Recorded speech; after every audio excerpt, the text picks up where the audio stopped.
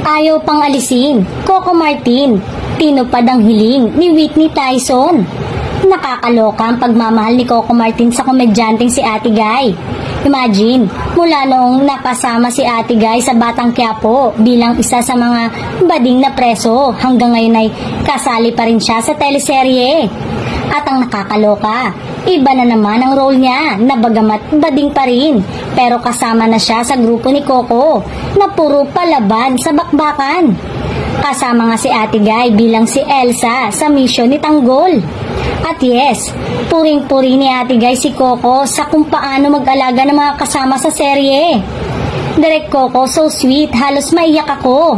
Sabi niya, nakahanda na libingan ko at papatay na ako sa eksena. Binibiro lang niya ako. Love you, Direk Coco. I love Batang Quiapo, sabi ni Ate Guy. Samantalang, bukod kay Ate Guy, heto nga at nabigyan din ng trabaho ang komedyanteng si Whitney Tyson na nananawagan kamakailan na gusto niyang magtrabaho o pagkakakitaan. At yun nga, heto at may trabaho na siya. Wow, si Whitney kinuha ni Coco, bagay sa kanyang role. Yung panawagan ni Whitney na magkatrabaho, nadinig at tinupad ni Coco. Ang galing naman na tumutulong siya agad.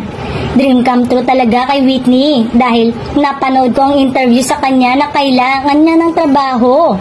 Whitney Tyson is back. Salamat kay Coco.